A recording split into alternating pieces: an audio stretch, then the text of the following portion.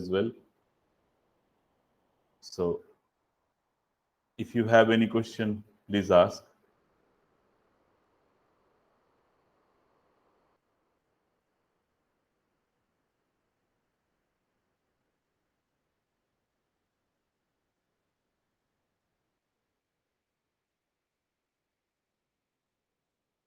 Anything you did not understand on terrain correction, Booger plate correction, and free air correction?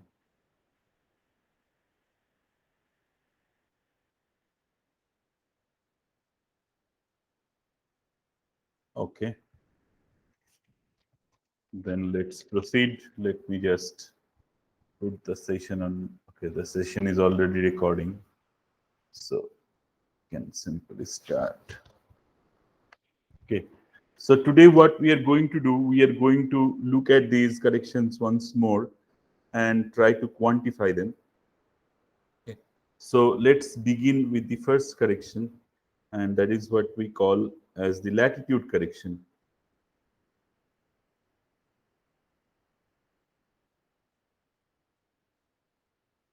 So as I said previously, that first you have a G measured value and then you take it through several corrections, right?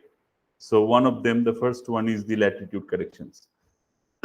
So, and then you get your GMC if you like, the G measured, then G measured corrected. So the latitude correction essentially is done in cases like, for example, I am trying to compare two locations. Okay, so here is my Earth. Okay, and I am trying to compare the gravity, the gravitational acceleration at point 1 and then point 2, which are of course situated at different latitudes. You know, if the difference in latitude is negligible, it's like you are doing your experiment somewhere only in Bhopal. You know, then you don't, perhaps you can actually neglect latitude correction. But say for example you want to compare something from say from Delhi to Kanyakumari, okay? So that has a considerable difference in latitude. So in those cases, you should do your latitude correction. So, and you know why latitude corrections, why the value of G is different, simply because we have said that the polar radius and the equatorial radius are not the same, right? If we think about the elliptical Earth or any shape of the Earth, uh, the radiuses are not the same. So for that simple reason, the gravitational acceleration will be different, and it will be a function of latitude.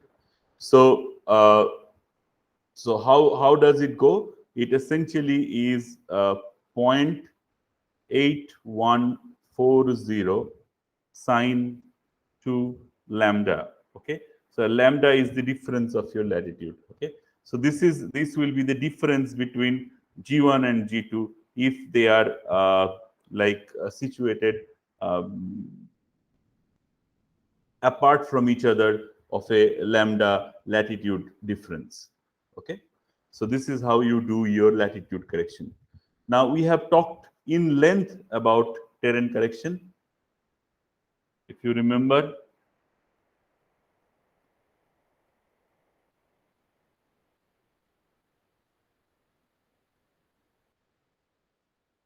So tell me one thing.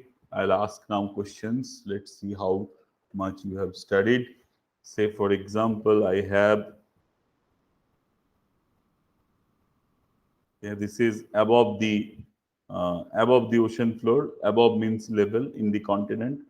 I am here. Okay.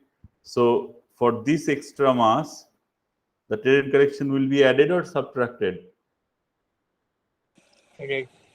Added. And how about this depression? It will be added or subtracted? Added. Added. You understood the logic, right? Why both of them are added? Yes, sir. Excellent. Very good. Now, so let us just say, let's just generalize this case. Let us say I am at point P and I wish to account for this extra terrain that is there. Okay, so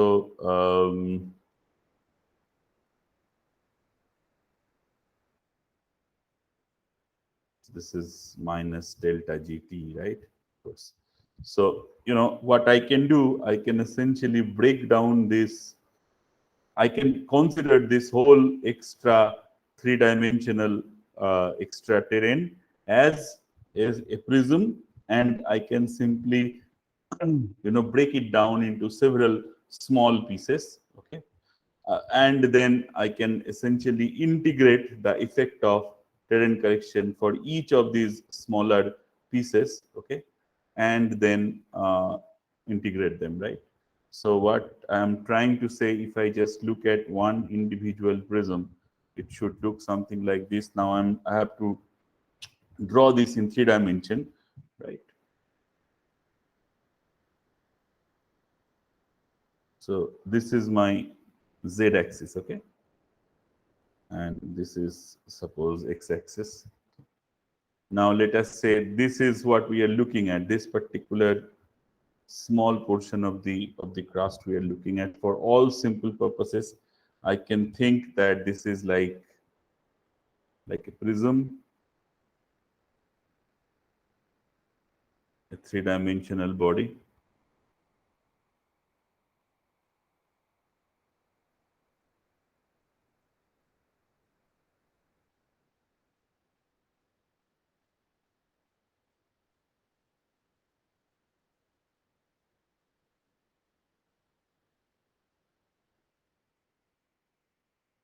Right, which has an height of h. This is the plane, okay, which has an height of h. Now, this is three-dimensional body. Let us say, this angle is actually phi 0. Let us say this distance 0 a b. So 0a is OA is essentially r1, and OB, this distance, is r2. And let us say if I just pass through the middle, yeah, this distance is r. So by using simple geometry, I mean, you can find out the derivation at Laudy's book. It's very simple. So I'm not getting into the derivation. What you can find out, and then if I can find out the terrain correction for this small mass, okay, small terrain, and then I can integrate the effect for the whole terrain, and then it will come like delta GT. This is my terrain correction is equals to G rho phi 0. Okay, so rho is the density of the material which is present here. So if we think it is continental crust, it's 2.78 gram per cc, and then it will be over r square plus h square minus r1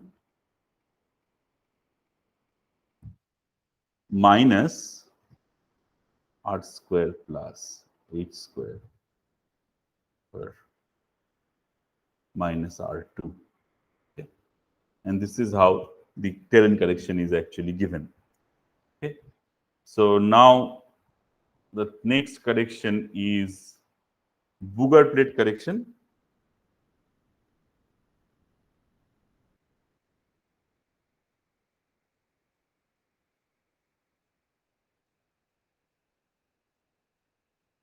So what is done to Bouguer plate correction?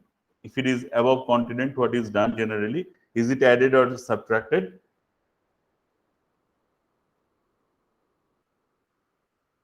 It is Huh? subtracted. Subtracted. Why?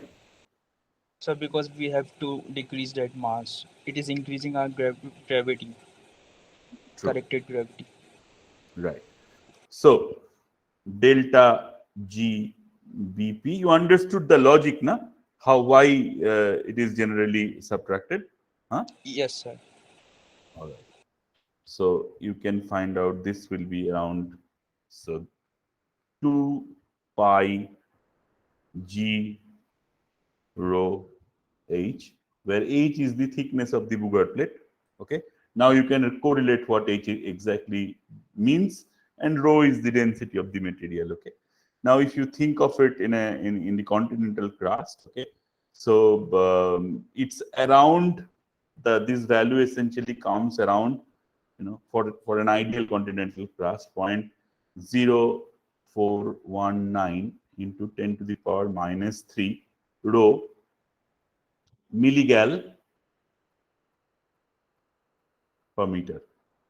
Okay, so this is what this is what comes, where rho is expressed in kg per meter cube. Okay, rho is expressed in kg per meter cube.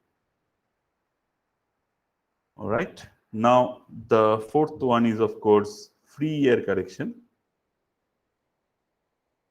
You can find out how this expression comes from Lowry's book. Okay, and because I'm not doing them, but that doesn't mean they are not included in the syllabus. Okay, the idea is you read them because they are extremely simple. That's why I'm not going through the derivations, but you can find them. But remember, they're included very much in your syllabus. Okay. All right. So for free air correction, what is generally seen? It's positive. Yeah, free air correction is positive. It will be exactly opposite to the Bougard plate correction, right? And we explained why it is. Yes, sir.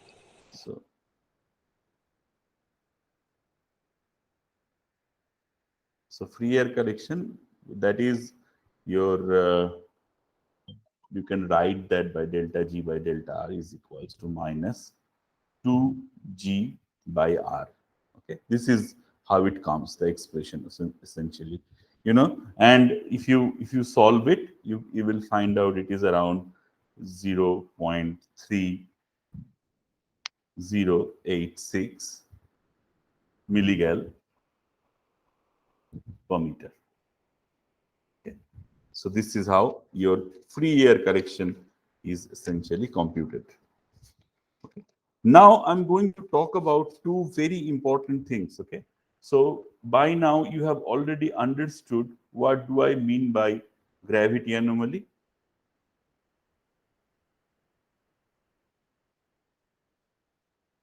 So gravity anomaly has three components. One is GM, that is the G measured, right?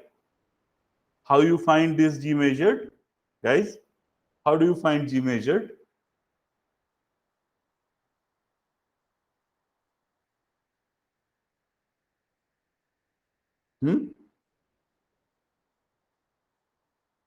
How do you find G measured? Come on. Say something. Anyone?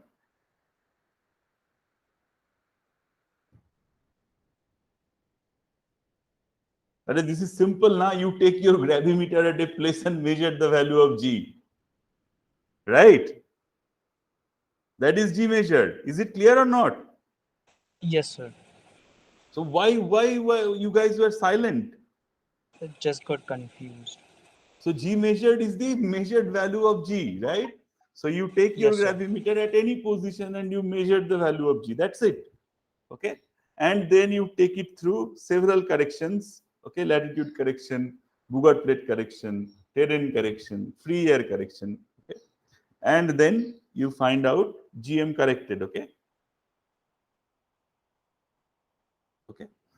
And then you also know something called GN, G normal. What is G normal? How G normal is calculated? This is the theoretical value of G. How is it calculated? Which formula do I use to calculate G normal? Can you tell me? We have talked about that before. Which formula? So there is someone, it is named after one of the scientists. Which formula?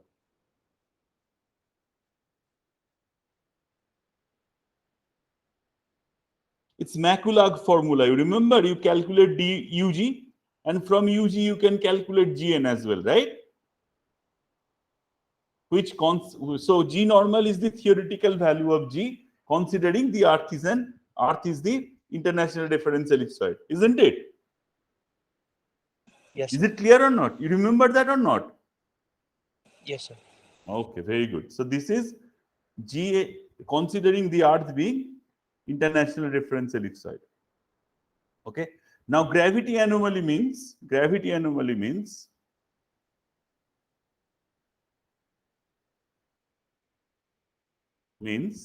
GMC minus G normal. Okay. So what do I mean by that? That I have, my theoretical value of gravity goes like this. Okay. And my G measured, okay, G measured then corrected, okay, G measured then corrected gravity value goes like this. Okay. So these are my anomalies, right?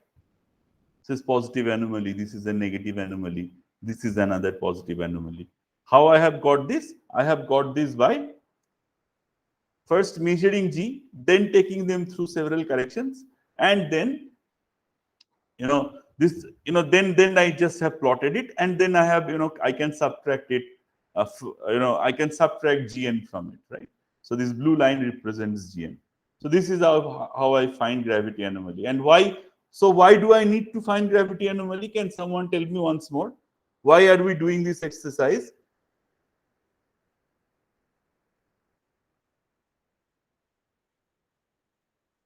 Why are we doing this exercise? Why do we bother to do this exercise? Come on. Who answers? Let me pick. Prashant, tell me. Prashant, why do we do this exercise? Sir, to find the exact G varying from means at height at low point. Yeah, but Some why? I mean, why should I do it? Just for the fun of it, or is there any other economic reason for it?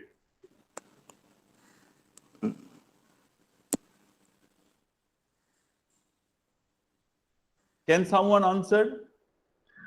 Sir, it is to see or find or discover if we have something beneath the ground, some ore or some reserve. So that reserve has to have what property?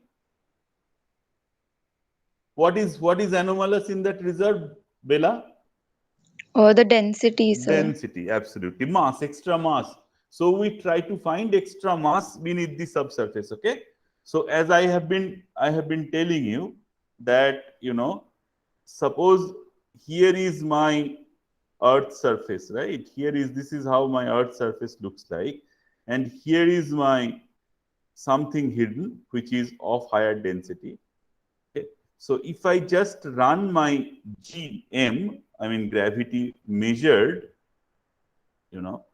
so what I will observe, if I just run my gravity measured, no correction, okay? So what I will observe, I will find a curve, right? But that curve will be an effect of what are the things? What is this particular curve will be a function of? Can someone tell me? What are the things does this curve actually hides? What are the effects? Density. So obviously density, come on. I mean, it hides the effect of, it hides the effect of the topography, of course, right? It hides the effect of difference in latitude. It hides the effect of this presence in mass. It hides the effect also, combines the effect of the international reference ellipsoid. All of them, right? So this is my GM. Now, if I want to only find out what is the effect for this particular body, okay, what I have to do, I have to decouple GM from all other effects, right? Isn't it? You understand my point or not? Yes, sir. So that's why we are doing these corrections, and and that is also the reason for which I'm subtracting it. I mean, I'm subtracting GN from it simply because I also want to get rid of the effect of the total Earth as an ellipsoid, right? So that I can only be, this anomaly will then represent only the presence of the hidden mass. Is it clear? Everyone, I have to understand that it is clear to you or not. Tell me if anyone has any confusion around it.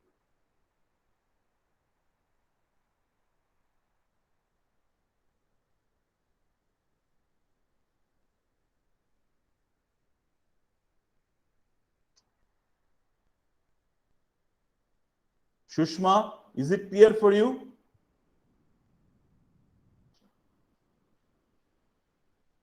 Shushma, is it clear for you? Damanjit, Danal, Yes, sir. Clear. Ishita, Anirudh, everyone? Yes, sir. Okay, excellent. Very good. Well, this is the fundamental point. Huh? Otherwise, you will do everything, you will understand, practice everything, but if you don't understand why we are doing it, it's meaningless. Yeah. So it's important that you understand why we are essentially doing it. Now, there are two very famous type of gravity anomalies. Okay. The first one is called Booger gravity anomaly.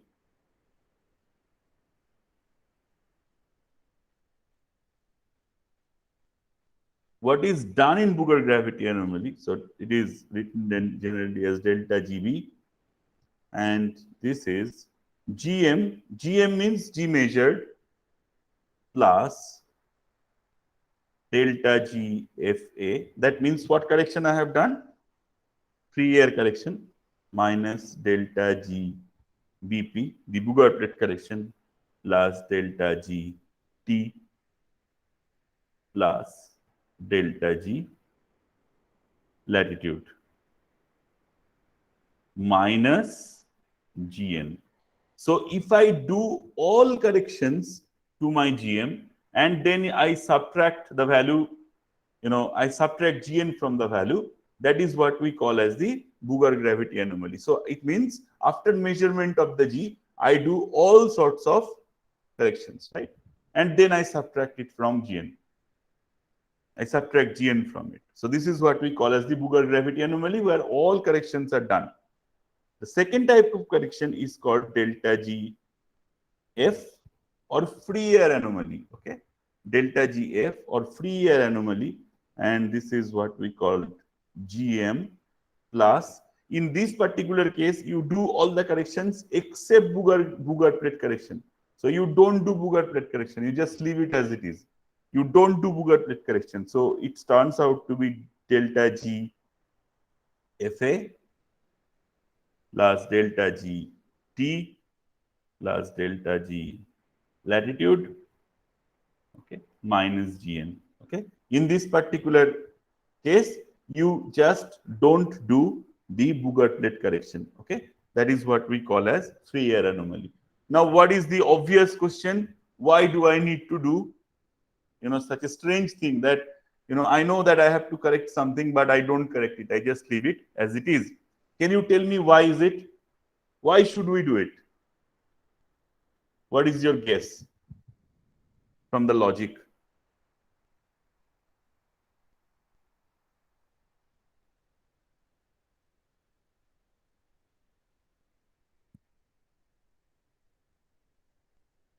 So in Booger, you understood now, in Booger correction, in Booger gravity anomaly, I do all corrections. In free air anomaly, I don't do Booger plate correction. Why don't I do the Booger plate correction in here? I mean, what is the logic? What could be the logic? Why can it be? What extra information am I going to get if I compare delta GB with delta GF? What information should I get?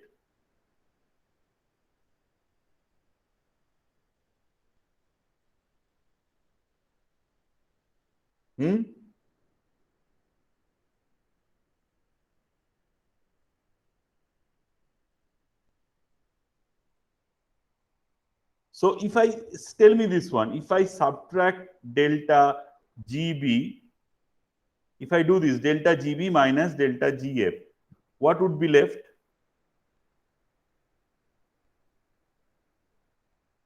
Huh? What would be left? minus delta G VP.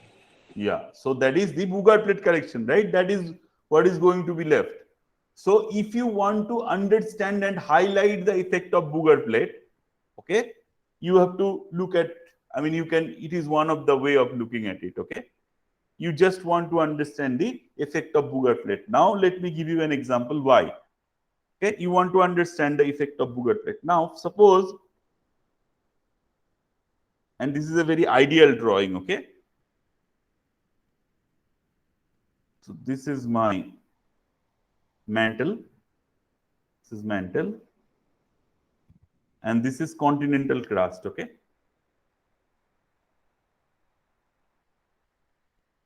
What is the density of the mantle generally around? Tell me.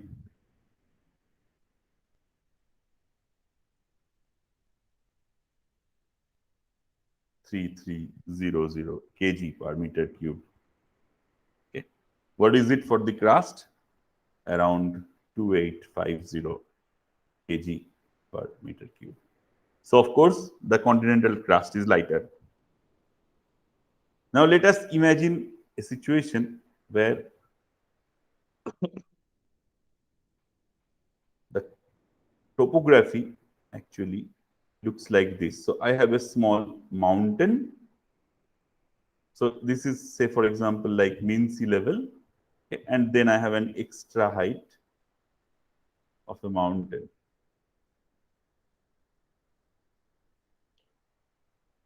Okay. Now, I ask you to plot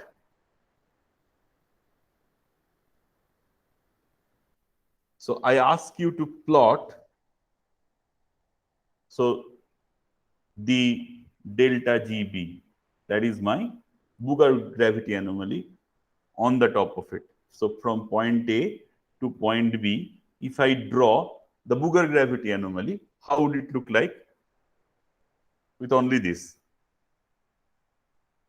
How would it look like? Tell me. The one who tells me this one gets a virtual chocolate. How would the Bugger gravity anomaly look like if I draw, you know, so say for example, this is 0, okay? So I'm plotting delta GT, okay? I'm plotting delta G here, okay? So this is 0, and the milligals are increasing at the top. So how would the Bugger gravity anomaly look like if I just do a Bugger gravity anomaly from, at each point here in all these points? You understood my question, right, everyone? How would the Bugger gravity anomaly look like?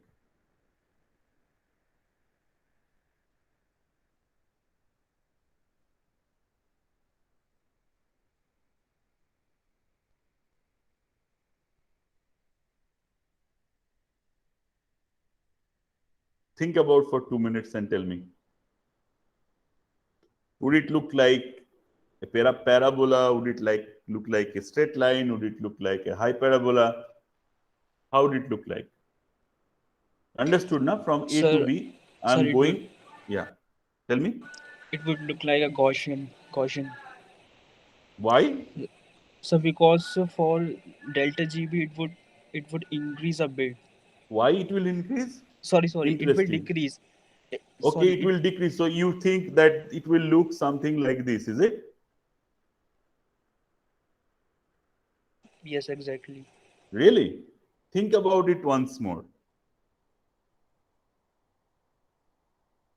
So you are saying because of this, the effect of this particular extra mass, which is low density, my Bugger gravity anomaly will be sunk down, right?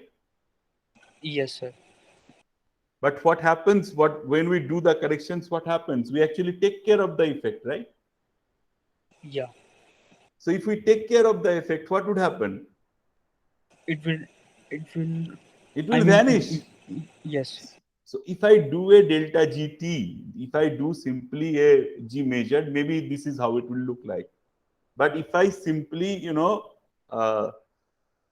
if I remove so doing the correction means removing this effect, right? Yes, sir. So then how would it look like? It will look like a straight line. It will look like a straight line, and the straight line will have a value of positive, negative. Just tell me that. Positive. No, it will have a value of 0 because I have taken care of everything. Okay. Na? Okay. So it will be exactly like G normal. So G The normal, theoretical that value. means, yes, the theoretical value positive, that's what I mean. So theoretical value and the G measured corrected are the same. So 1 minus 1 is 0. So it will be 0, right? Are you convinced or not?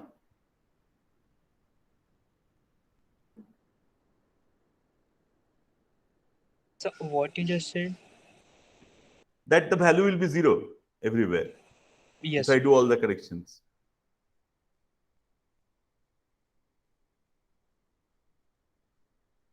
So delta GBP is what? Delta GB is G measured corrected minus G normal, right? So G measured corrected means I have measured, then corrected everything.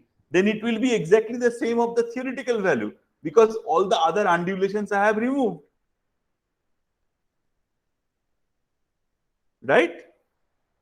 Yes, sir. So it will be a 0. This will be a straight line through, which is a value of 0. The value of y is 0. Right?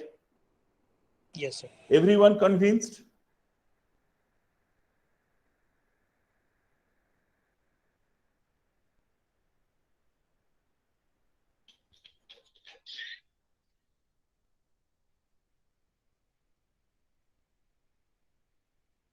Everyone convinced or not?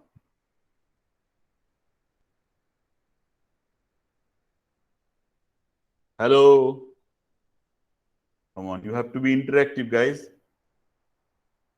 Who is not convinced?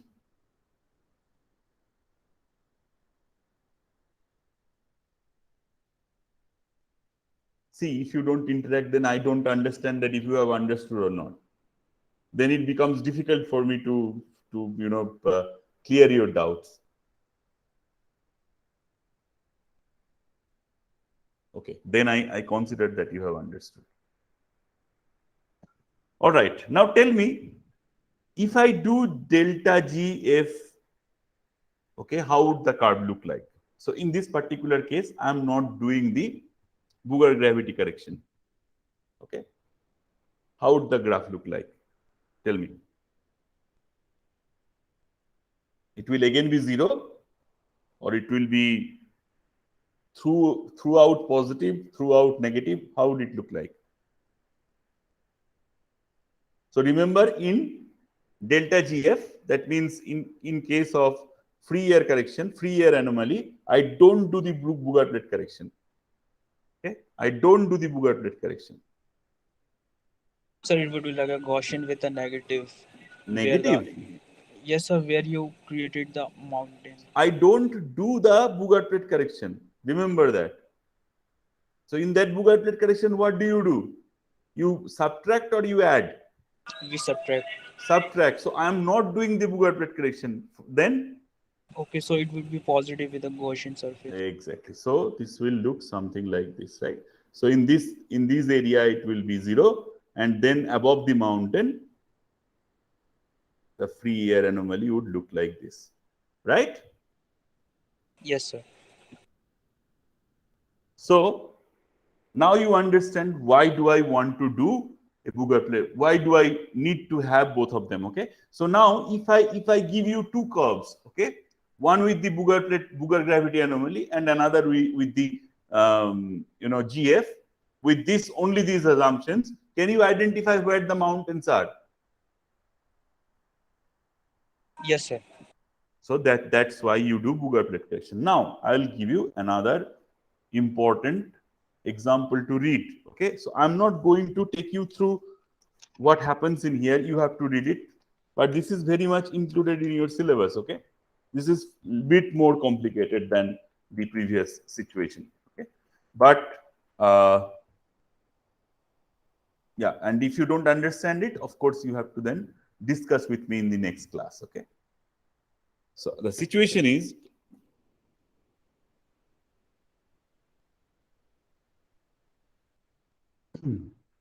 just a moment, let my whiteboard, I just accidentally switched it off.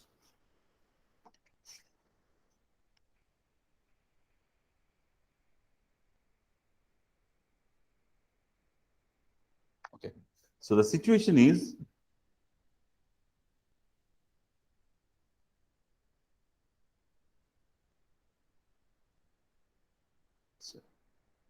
so here you have to draw the graph. Here is my delta G. And this is how it looks like. Let me just draw it first, and then I'll explain what I'm drawing.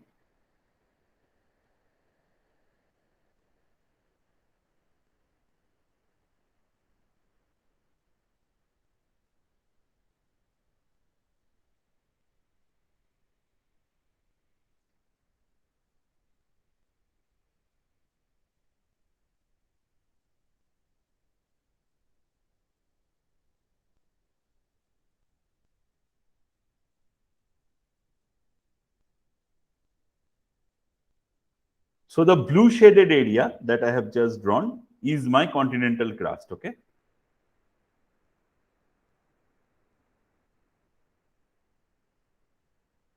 Okay. And the black shaded area is my mantle. Okay. Now, I don't know if you have already read about it or not, but if not, then we will discuss this one in the next tomorrow's pre-recorded lecture. Yes, concept called isostasy. We will talk in detail about isostasy tomorrow, but then remember for the time being that there is a theory that if I have a mountain, okay, if I have a mountain which is like this extra mass here, to compensate this extra mass, there must be a root to the mountain. Okay, there must be a root to the mountain which is kind of deep engrossed into the mantle.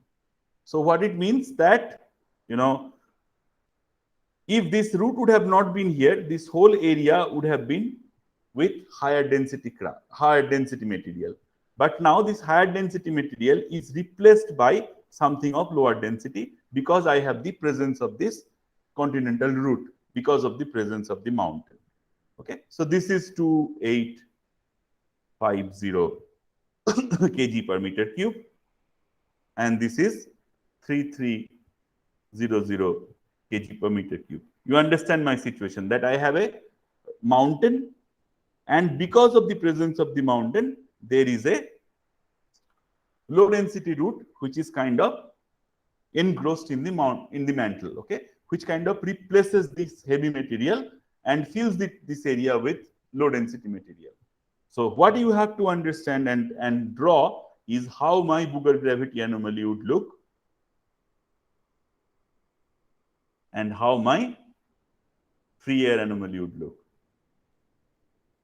So you have to find out the answer. This answer is given in Laudy's book. What you have to do is only to read and understand. But this is a very typical situation. This is the more realistic situation that happens in the Earth. So you have to understand how these two graphs look like, which is your home task. Now,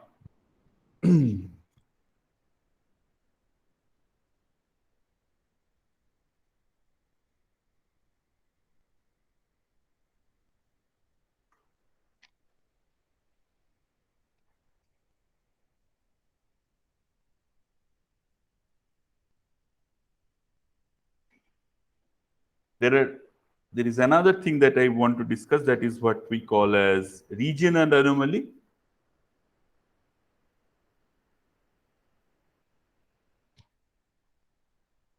Okay. And residual anomaly.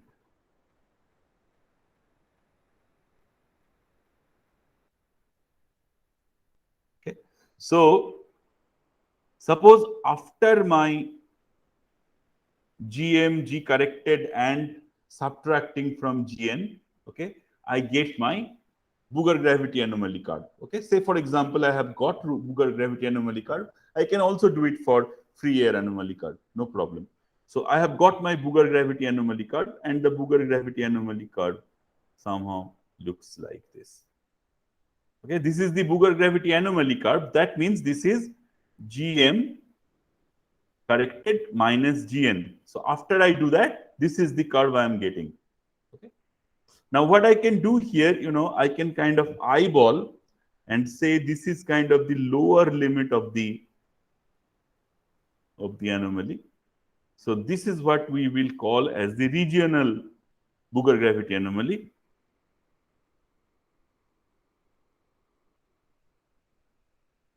Regional delta GB. Okay. And then this part, which is not regional, which is kind of extra from the regional, that is what we call as the residual anomaly. Okay. Residual anomaly. Okay. This is to understand the local variation of a body within a body. Okay. This sort of exercise is generally done. Now, let us consider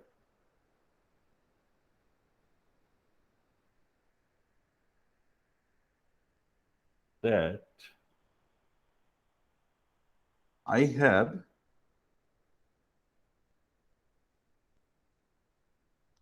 a spherical mass of higher density. Okay. So this is rho 2, and the surrounding area is suppose rho 1. Okay. And we know rho 2 is greater than rho 1. Okay.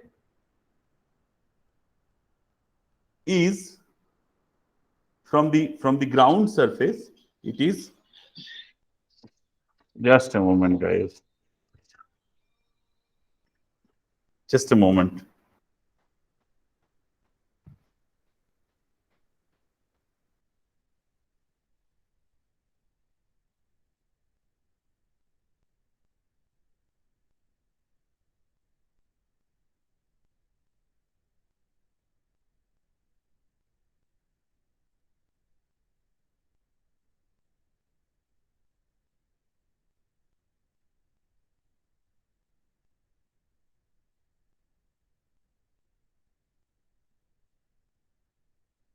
All right. Sorry for that. Okay. So this is, so I said that rho 2 is greater than rho 1. Okay. Now, suppose from the center of this spherical mass,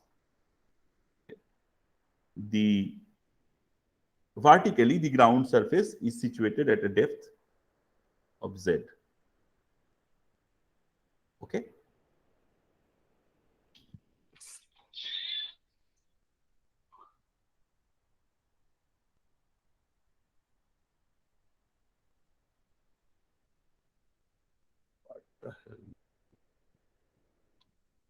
At a depth of z. Okay.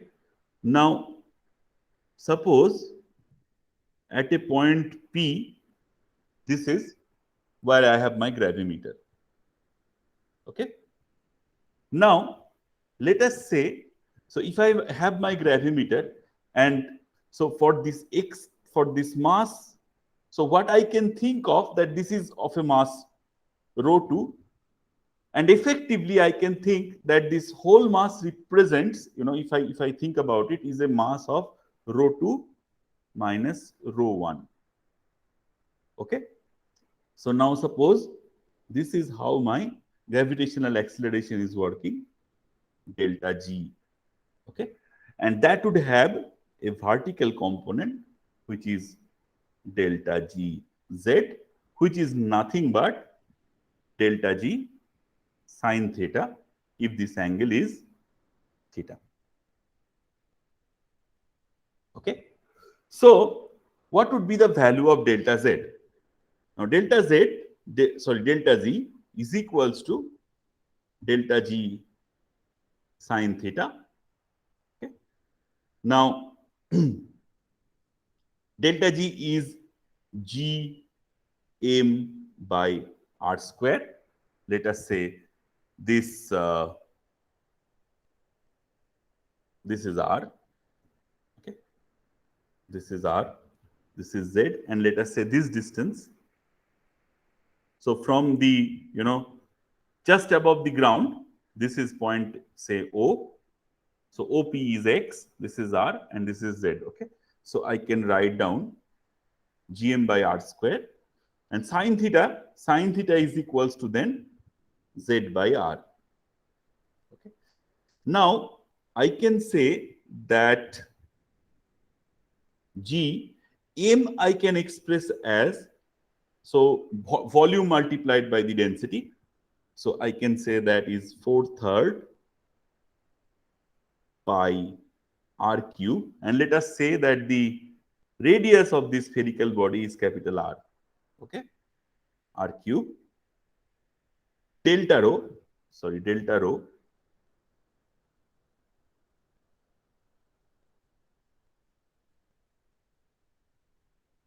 Now delta rho is what? Delta rho is my rho 2 minus rho 1. So you understand that if I want to understand the effect of this extra mass, extra density, what I am doing, I am thinking that this mass is made of a material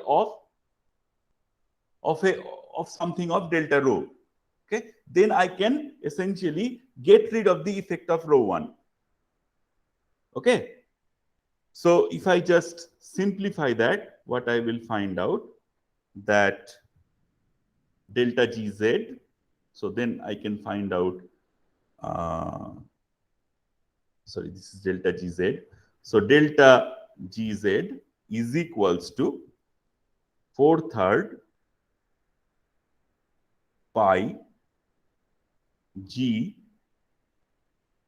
delta rho r cube into z square by z square plus x square to the power 3/2. Okay. Now I can even more simplify it, and I can write down 4/3 pi g delta rho r cube by z square into 1/1 plus x by z whole square to the power 3/2. Okay, you understood up to this? Is it clear, guys? So I am calculating the vertical component of g at point P. Okay, I'm calculating the vertical component of small g at point P. Okay, now this particular expression is actually very interesting. Let's just keep that expression and delete the rest of it.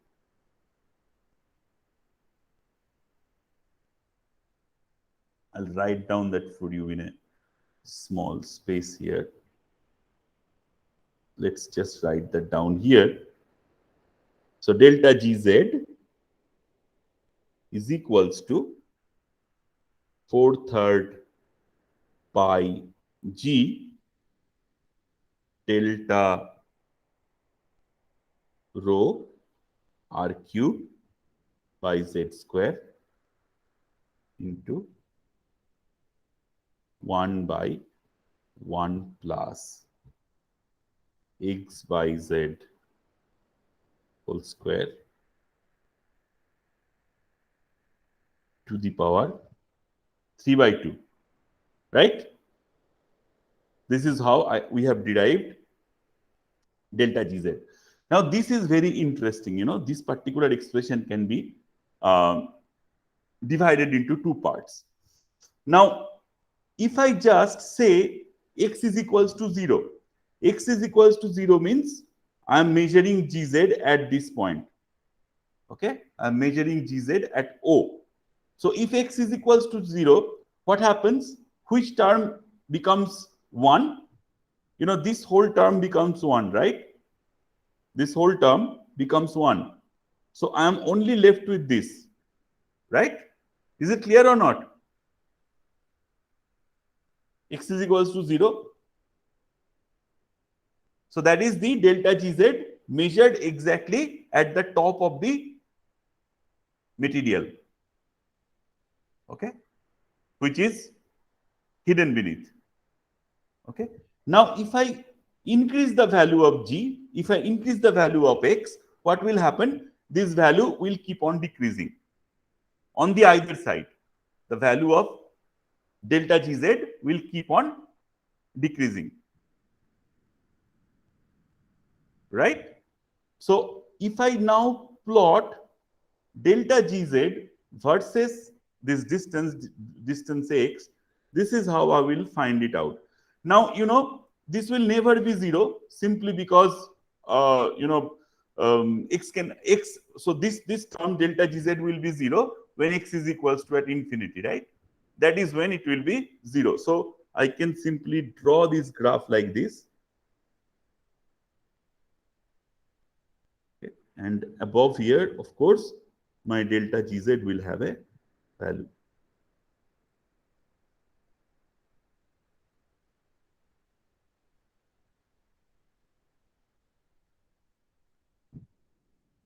Okay. Now,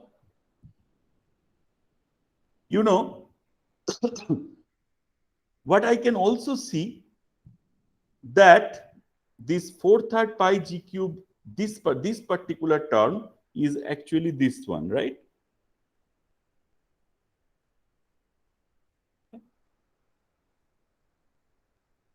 Which is not exactly a function of X.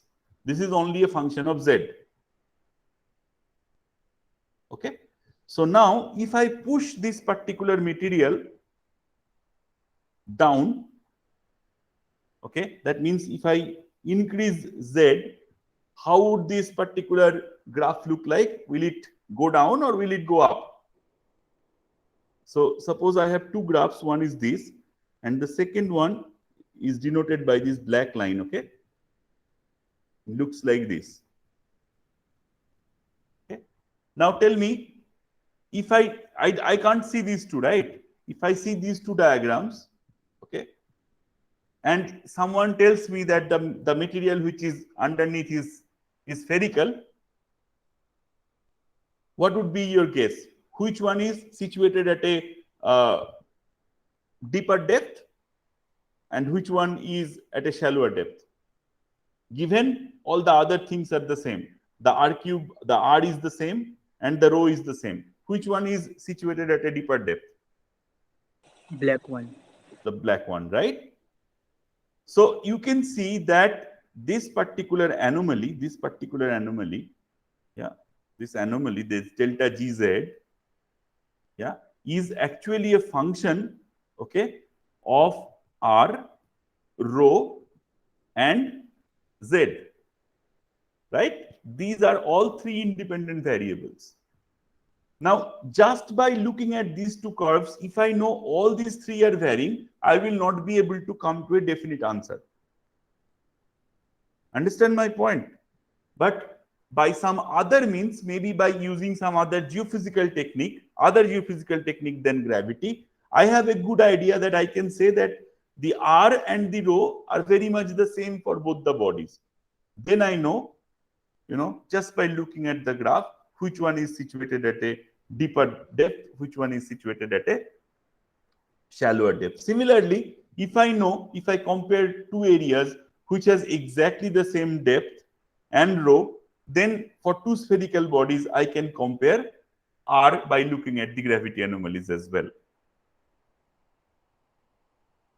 Is that clear? So the moral of the story is these geophysical techniques, the ones that we are going to study again later on, have very limited capacity on their own because there are too many variables on which things are dependent on. Okay, but if we combine more than one technique together, and if we can reduce the uncertainty, we can, say for example, I study gravity plus magnetic together, I will perhaps be able to nail down few of these variables. Okay, so I have just derived the expression for a body which is of a spherical shape, but the body can be of many different shapes. Okay, so what you have to read, what you have to study, this is also your homework, and I will write them for you. What is the gravity? How does the gravity anomaly and the expression looks like for a horizontal line element?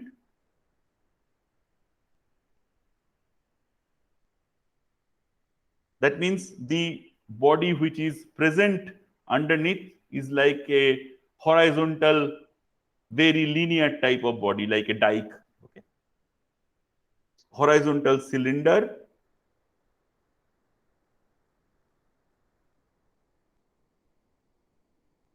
So a body which looks like this.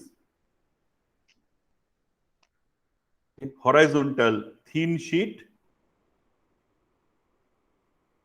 So that means it's the depth dimension is really limited than the other dimensions. Okay, then horizontal slab.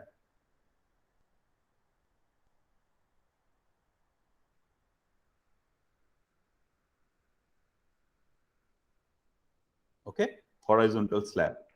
Now, if I have a body and all of them have different expressions, okay, these are all idealized looking bodies which can be beneath, which are these old bodies, which could be beneath the surface. Okay, now if I have a body which is pretty of undefined shape, what you can do, either you can think of it to be one of these ideal elements, you can assume that, or you can simply integrate the effect like that, and come up with an answer.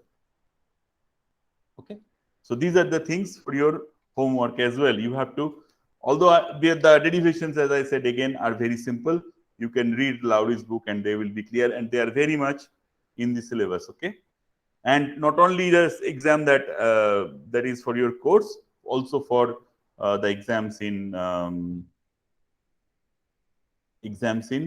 like NET or GSI, whatever the national level exams. They are in every alternate year you find questions from these. Okay.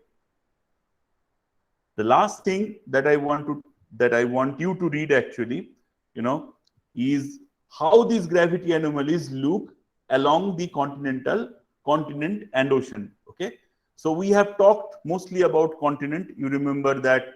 And I gave you a home task also, that if I have a deep-rooted mountain, how it looks like, these gravity anomalies.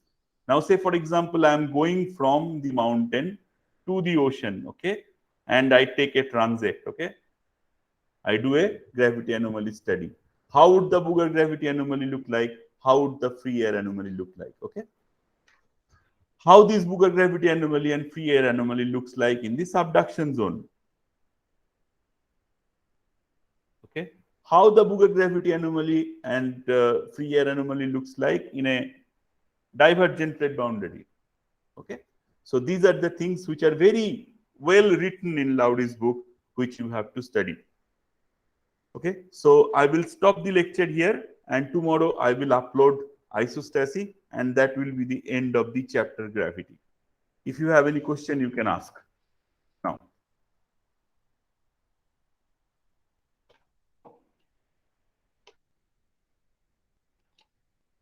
So there is no escape other than reading books, okay? You have to read textbooks. That's a must. And be assured that there will be questions from the places where I have not covered from, in the class, which I have hinted that they are present in the book. So make sure that you read them, okay? Yeah, any question?